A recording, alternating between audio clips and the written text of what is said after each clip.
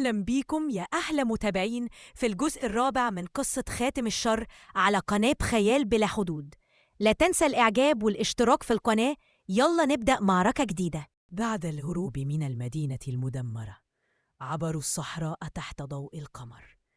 الرمال تمتد بلا نهاية كأنها بحر من ذهب ميت، وفي الأفق ظهر المعبد، معبد غارق في الرمال منذ آلاف السنين.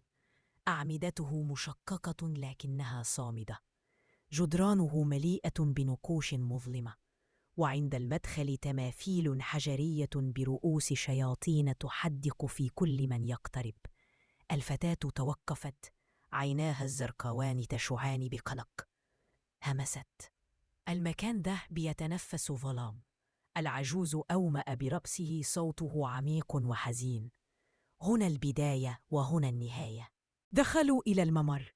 الجدران ضيقة مغطاة بنقوش فرعونية متشابكة مع رموز شيطانية. المشاعل الصغيرة ألقت ظلالا طويلة تتحرك مع كل خطوة. الهواء كان باردا على غير عادة الصحراء، كأن المعبد يرفض دخولهم. ثم حدث ما لم يتوقعوه. الظلال على الجدران بدأت تتحرك. لم تكن مجرد خدعة ضوء، بل كائنات من دخان أسود تزحف وتلتف على الأحجار، وتلمع في أعماقها عيون حمراء صغيرة. المحارب رفع سلاحه فوراً، لكن العجوز مد يده ليوقفه. هذه حراس الظلام، هم لا يقتربون إلا ممن يخاف. الفتاة أغمضت عينيها، لكنها سمعت الهمسات، أسماء تناديها من أعماق الجدران. شدت يدها على صدرها، وفجأة انطلق نور أزرق من جسدها، أبعد الظلال إلى الخلف. واصلوا السير حتى وصلوا إلى القاعة الكبرى. كانت قاعة ضخمة، أعمدتها مكسورة وسقفها العالي مشبوق، كأن السماء نفسها رفضت أن تحميه. وفي وسط القاعة منصة حجرية ضخمة، يقف عليها تمثال عملاق برأس شيطان، عيناه فارغتان لكنهما تحيان بحياة. أمام التمثال على وسادة حجرية وضع الخاتم، خاتم فضي بسيط يتوهج بنور أحمر قاتم يملأ المكان بذبذبات شريرة.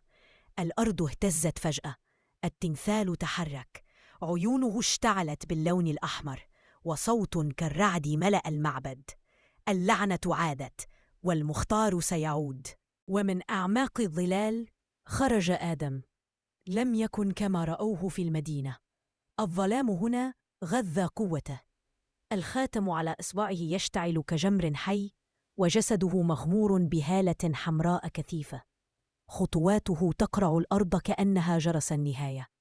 المحارب أمسك سيفه، الفتاة رفعت يديها لتستدعي نورها الأزرق، والعجوز غرس عصاه في الأرض استعداداً.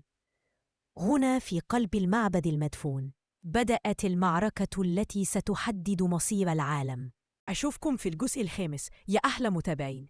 ما تنساش تعمل إعجاب وتشترك في قناتي خيال بلا حدود. سلام.